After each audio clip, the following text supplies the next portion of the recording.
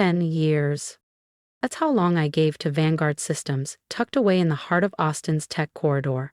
A decade of 5 a.m. wake-ups, 2 a.m. crash fixes, missed Thanksgivings, and birthdays celebrated over Zoom. I was their senior innovation lead, the one they called when entire frameworks buckled. And somehow, I always came through. But, on a sweltering Tuesday in August 2022, all I got in return was a forced smile and 7 words I'll never forget. We're moving in a different direction. My name is Carly Wren, and this is how they tried to erase me, and how I made sure they'd never forget me instead. That day started like any other. I'd been finalizing deployment protocols for Athena Grid, the intelligent infrastructure platform I had built from scratch, Agile, predictive, and 1 week away from launch.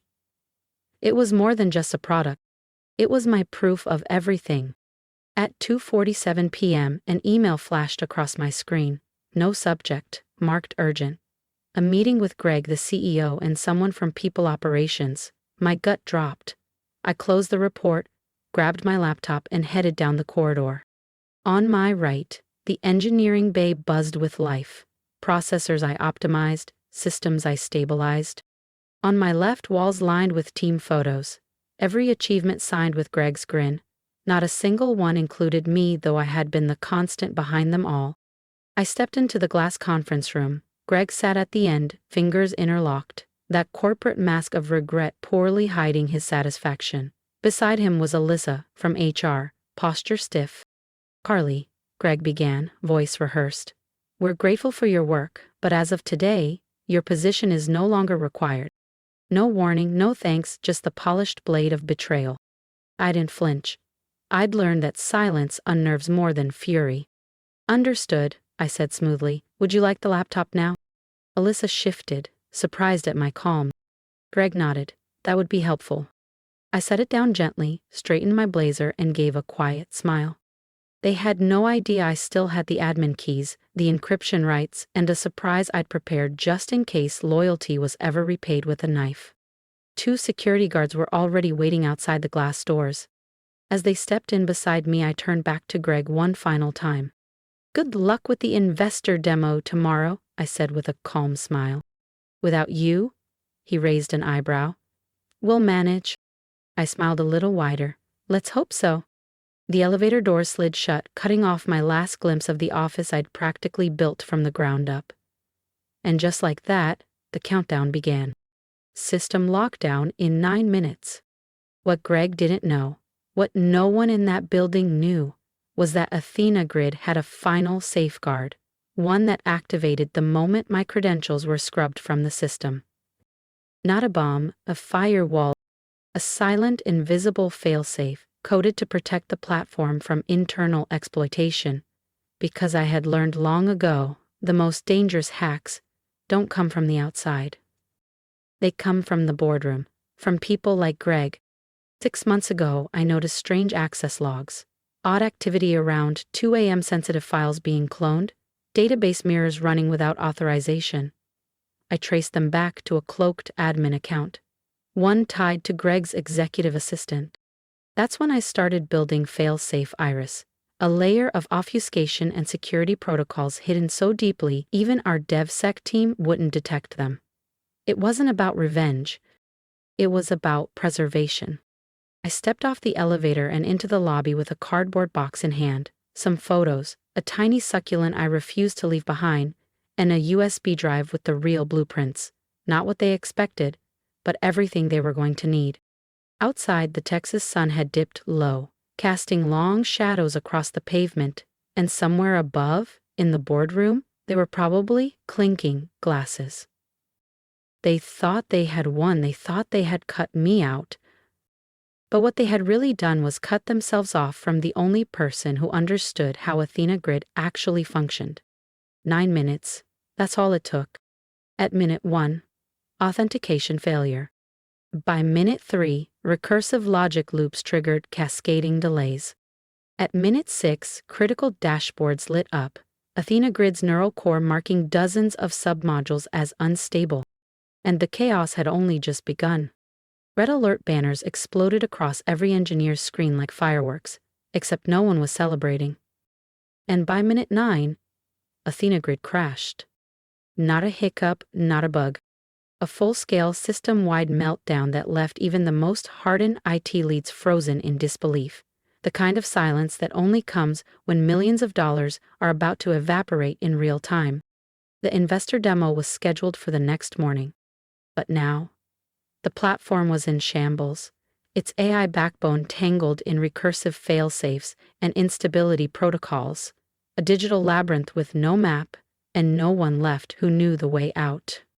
I imagined the exact moment Greg realized what had happened, the way his self-satisfied grin likely melted off his face, the dawning horror as he watched control slip through his fingers like sand.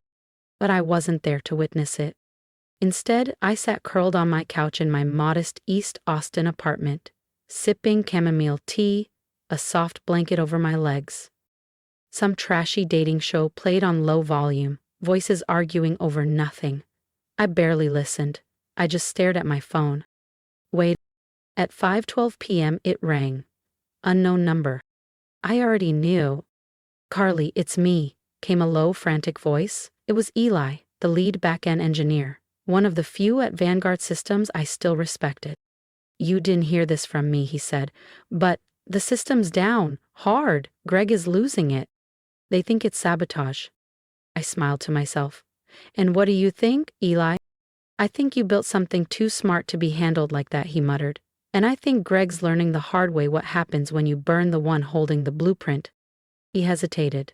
"They're gonna call you. They have no choice." He was right. 10 minutes later, my phone buzzed again. This time, it was Rachel, Greg's assistant. "Greg would like to speak with you," she said stiffly. "It's urgent. We're sending a car." I nearly laughed. "Tell him I'm busy." A pause. "Carly, please." That please meant everything. It wasn't just desperation, it was fear. Athena Grid wasn't just code, it was the spine of their valuation, their pitch deck, their entire future. And now it was broken. I stood, walked to my desk, and pulled out a small drawer. Inside, a single black USB drive. Not for revenge, for recovery. Because what Greg never understood was Athena Grid wasn't just software. It was me. Athena Grid wasn't just smart. It was principled. A dynamic AI built to evolve, but only under the supervision of authorized, verified inputs. I had embedded a core logic protocol at the heart of the system, something deeper than code, a framework of trust. Trust must be earned. Credentials can be revoked. Loyalty cannot be faked. So when they stripped my credentials, the system didn't crash from sabotage, it defended itself. Athena interpreted the sudden removal of its architect, me, as a possible internal threat, and it responded exactly how I designed it to. Isolate compromised authority. Quarantine invalid directives. Neutralize instability. By 7:03 p.m. another call came through, this time from Greg himself. "Carly," he said, doing his best to sound calm, "we've hit a hiccup. There appears to be a serious bug in the authentication layer." "A bug?" I echoed, amused. "That's unfortunate. We could really use your expertise on this." I said, letting it hang. "Is this a consulting project, or are we talking about full reinstatement?" Silence. Then a reluctant sigh. "Let's discuss when you get here." I made him wait another hour before I agreed. When I arrived at Vanguard's downtown headquarters, the place looked like a fire drill in progress. Engineers pacing, alarms blinking, tension humming through every hallway. Greg met me in the executive boardroom, tie loose, hair askew, sweat forming at his temples. He looked less like a CEO and more like a man realizing he'd bet his company on the wrong assumption. "Can you fix it?" he asked. I pulled the sleek, black USB from my coat and placed it deliberately on the glossy table. "I can," I said evenly, "but first we need to talk." He stiffened. "You think you're in a position to negotiate?" I leaned forward, steady as ever. "I know I am." Because in that moment, the roles had reversed. I wasn't the forgotten engineer anymore. I was the linchpin to everything they had risked their future on. And I wasn't here to hand it over without terms. Greg's eyes locked on the USB like it might detonate. Is this the fix? I let the pause hang. It's the update, I said. The system's running just fine. It just doesn't recognize you or anyone at Vanguard as a trusted source anymore. Greg scoffed, lips tight. That's ridiculous. We own it. We paid for its development. I gave a soft, humorless laugh. You paid for a product, Greg. You didn't pay for understanding. And you sure as hell didn't pay for loyalty. His face flushed, jaw tight. But he didn't argue. He couldn't. Because in that moment, he knew the truth. He'd lost control. I rose from my seat and walked slowly to the floor-to-ceiling window that overlooked the glowing Austin skyline. From up here, Vanguard Systems looked like an empire, sleek, invincible, but I knew better. I'd spent 10 years watching it from the inside. I knew exactly how fragile the foundation was. I gave you a decade, I said quietly. 10 years of my life, and you tossed me aside like I was disposable. No meeting, no transition plan, not even a thank you. Greg stayed silent. I turned back to face him. You didn't just fire me. You erased the person who built your infrastructure without the decency of a conversation. And now, the platform you promised to your investors, it doesn't trust you? I tilted my head slightly. Tell me, Greg, how do you think that looks from the outside? His posture faltered, just enough to let me know reality had finally punched through the bravado. Tell me what you want, he muttered. There it was. The shift I'd been waiting for. I want full recognition as Athena Grid's lead architect, I said evenly. My name on the documentation, the patents, the press kit. You made me a ghost. I held up the USB. I can make the system disappear. Fair trade? Greg swallowed hard. What else? 25% equity, I continued. Retroactive vesting. And a board seat. His eyes widened. You're insane. The board will never.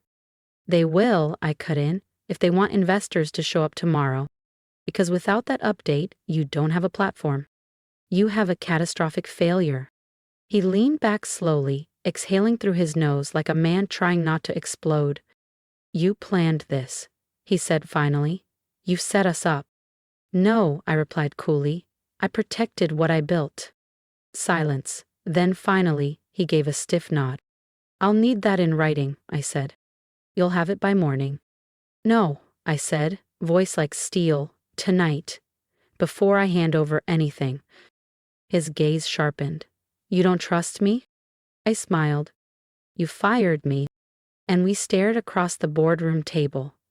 Two people who finally understood which one held the power. If you've listened this far, you know this isn't just a story about betrayal. It's about taking back power on your own terms. So, if you're ready to see what Carly does next, hit subscribe. The real game is just beginning. Eventually, Greg stood and motioned to Rachel, who had been lingering just outside the boardroom door like a shadow. Call legal, he muttered. Now! What followed was 3 hours of back and forth. Contracts were drafted, revisions flew between their legal team and my attorney, clauses adjusted, then reworded again. The second draft came close. The third, Greg tried to sneak in a line dropping my equity to 20%.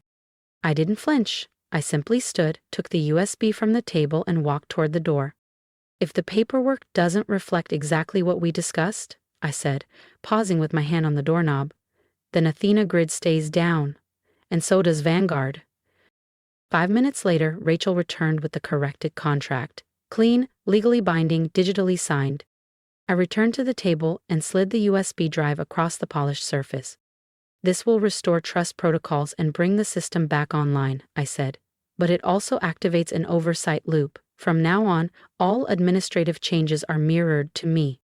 Greg blinked. So, the AI reports to you now? It reports to logic, I replied. But if you try to cut me out again, Athena will know. And it will act. Greg stared at the drive like it was ticking. He nodded, voice low. Understood. I turned toward the door, my heels echoing across Vanguard's marble floor. Just before I reached the elevator, Greg called out, Carly. I stopped. You could have burned the whole thing down, he said quietly. Why didn't you? I looked back at him.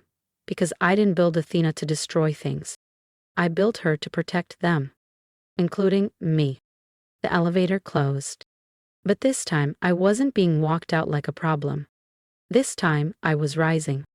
The next morning, I walked through Vanguard's main entrance, not with a guest pass or a forced smile, but with a signed agreement in hand and a digital paper trail filed before sunrise. Heads turned, some surprised, some relieved, some calculating. Eli met me near the dev floor, eyes wide. "You really did it?" he whispered. "I'm not here for revenge," I said. But that wasn't entirely true. Because there's a kind of satisfaction in being seen after a decade in the shadows. And as I passed those glass walls, I knew they all saw it too. Greg didn't look at me during the investor demo, but everyone else did. Greg stood at the front of the room, giving the usual polished corporate spiel. Buzzwords like automation, adaptive security, and scalable intelligence floated through the air like perfume at a networking gala. But then his tone shifted. "And now," he said, his rehearsed smile tightening ever so slightly, "I'd like to introduce Athena Grid's original architect, our co-lead developer and strategic advisor, Carly Wren." There it was. Not just a name drop, an official title, recognition. The entire room of suited investors turned their gaze toward me as I stepped forward. "Good morning," I began, voice clear. "What you're about to see isn't just another tech demo. Athena Grid is a living platform designed not just to think and adapt, but to protect. Not just against outside threats, but against internal failure too." A beat passed. Athena isn't reactive, she's predictive. And most importantly, she remembers who helped build her. That line landed, a few raised eyebrows. I didn't care. I wasn't there to be polite. The demo began. 5 complex simulated threats, real-time responses, seamless containment. No errors, no lags, not even a hiccup. The room shifted from polite interest to audible amazement. Murmurs buzzed across the table. Some investors went straight to Greg, asking for figures. Others came straight to me, scalability, expansion, integration partnerships. For once, they weren't just seeing a logo. They were seeing me, the architect, not the afterthought. Later that afternoon, Greg summoned me to his office. "You made an impression," he said, not looking up from his laptop. "I wasn't trying to impress," I replied. "I was doing my job." He glanced up, eyes more alert than I'd seen in weeks. "Some of the board thinks we should keep you more involved, officially." I raised an eyebrow. "And what do you think?" He didn't blink. "I think you're dangerous." A pause. "But necessary." I smiled. "You should have realized that years ago." He didn't answer, and I didn't. Wait. The next few weeks were complicated. No red carpet, no welcome party, just hushed hallway whispers and cautious stares. Some said I forced my way back. Others didn't know what to believe. But I didn't need approval. I had something far better: access, oversight, and proof. Then one afternoon, while scanning audit logs, I caught something strange. Athena had flagged multiple unauthorized access attempts, all traced back to the same department. Days after I returned. Fine. That's where the trail led. I dug deeper and found partial downloads of Athena Grid's source documentation. Encrypted, fragmented, but unmistakably mine. The next morning, I walked into Greg's office and dropped a printed summary of the access logs on his desk. "Why is someone in your finance team trying to duplicate core architecture files?" He glanced at the paper like it was a receipt. "I don't know," he said flatly, "but I'll look into it." "No." My voice was quiet but sharp enough to cut glass. "I will." That night, Athena Grid sent me a level 1 threat alert, the highest priority in the system. Internal breach, risk, critical. Not a virus. Not sabotage. Something worse. Someone was trying to clone the platform. Not alter it, not destroy it. Replicate it. Silently, subtly, likely to rebrand it, launch it elsewhere, without me. Greg might have signed the contract that reinstated me, but someone else in the company still wanted me erased. And this time they weren't making the mistake of doing it out in the open. But what they still didn't understand was, this wasn't just about me anymore. This time, I wasn't fighting for a job. I was fighting for everything I built. And this time, I wasn't alone. Because Athena was watching. The first rule of tech: trust the system, not the people. I learned that the hard way. Athena Grid wasn't just code, she was my legacy. And now, she was whispering warnings. Audit logs revealed masked requests routed through anonymized VPNs and spoofed admin credentials. Clean on the surface, but too perfect. Too consistent. They access the same directories, always between 2 a.m. and 4 a.m. Always targeting the neural prediction engine, the piece that made Athena learn, adapt, evolve. They weren't just copying features. They were coming for the soul of the system. So I set a digital tripwire. Nothing obvious, just a small strand of bait code. Nested quietly inside a documentation packet, disguised as old patch notes. Waiting. The next move was theirs. But this time, Athena and I were ready. It looked like nothing, just a discarded patch note buried in a changelog.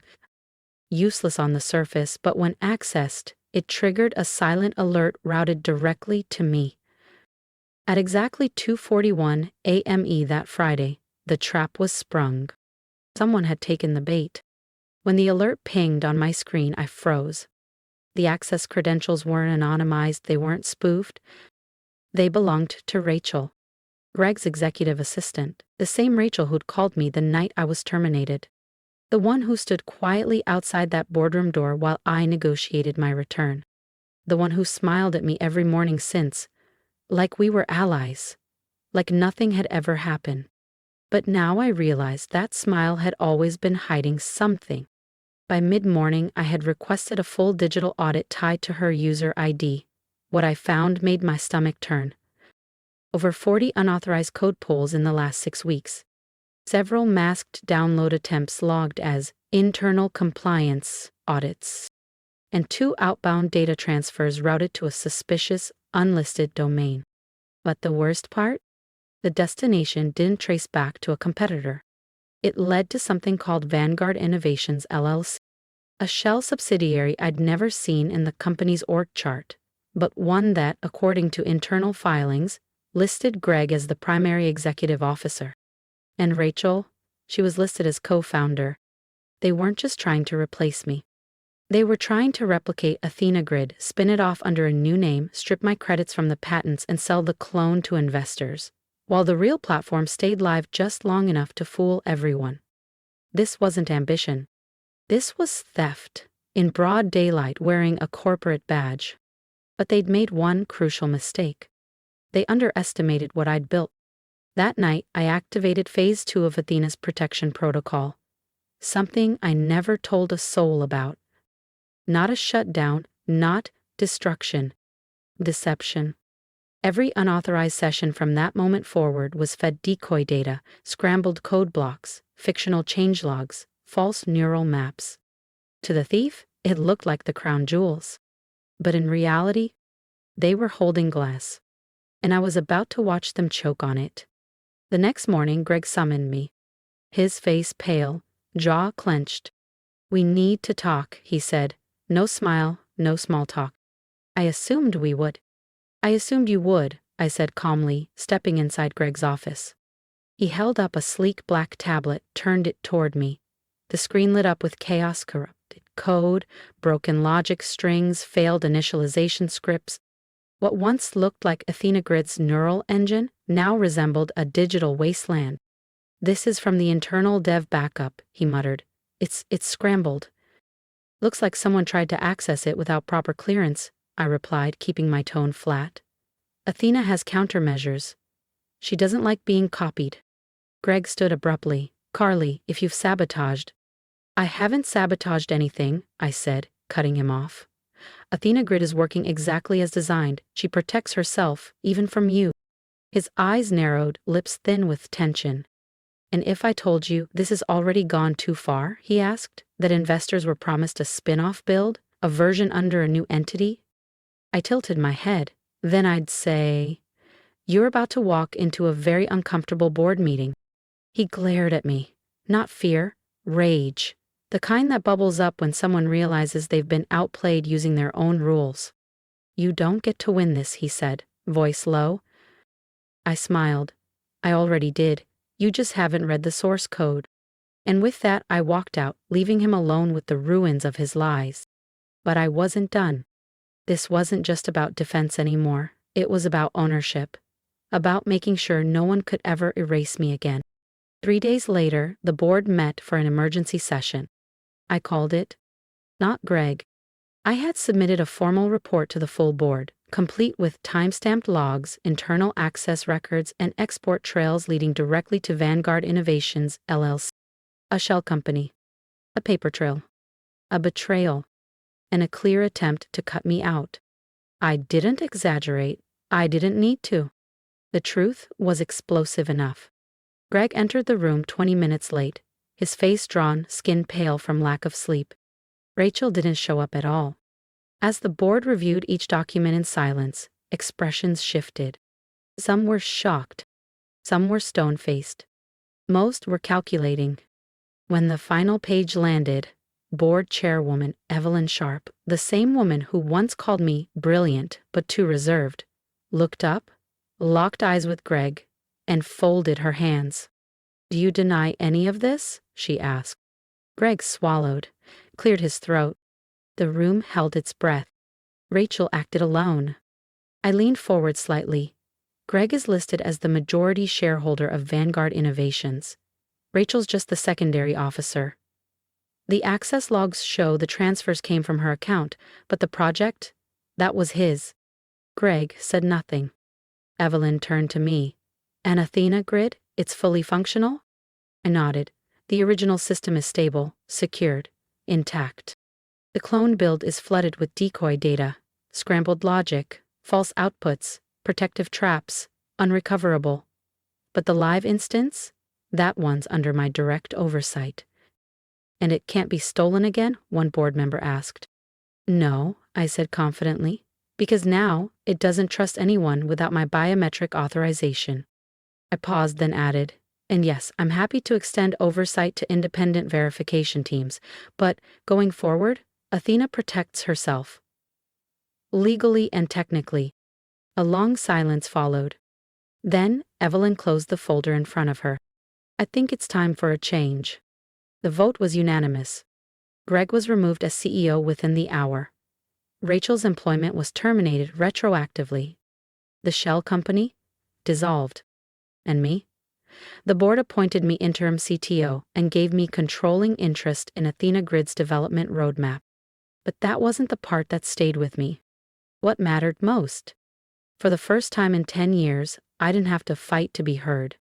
It was on record, recognized, sealed.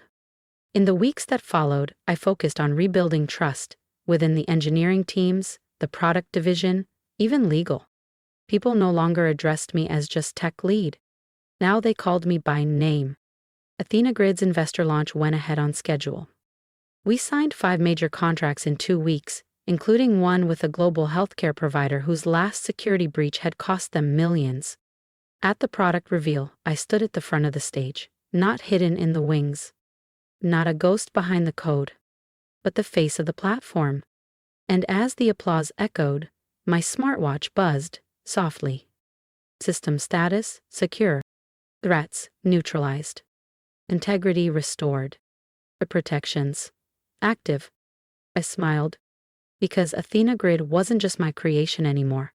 It was my armor.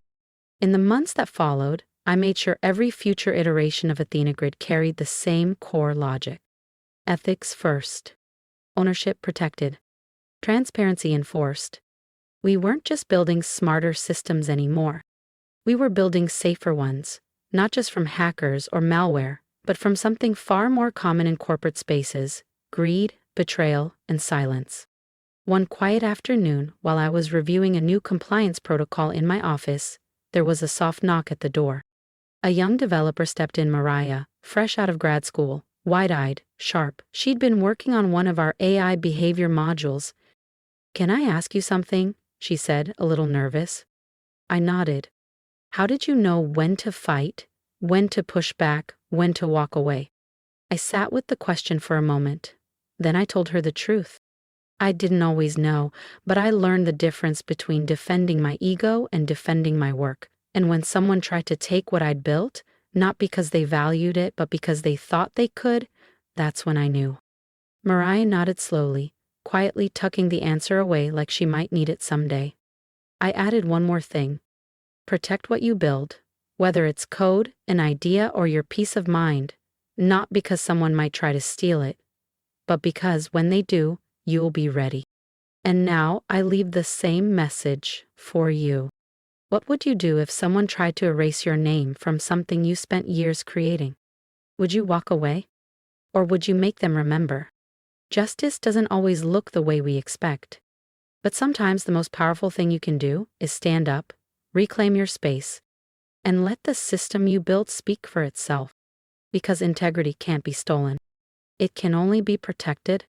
I didn't share it for sympathy. I shared it because I know I'm not the only one who's been underestimated, erased, or quietly pushed aside. So I want to hear from you. Drop a comment below. Tell me when you had to stand up for something you built, something you believed in. Or if you've been holding back out of fear, let this be your sign. Don't wait for permission to protect what matters. If there's one thing I've learned, it's this. Loyalty without respect is exploitation. You don't owe blind allegiance to systems that don't see you, but you do owe it to yourself to rise, to rebuild, and to reclaim. So, if you're walking a similar road, know that you're not alone. Hit subscribe, not just for me, but for every voice that's ever been silenced and is finally ready to be heard.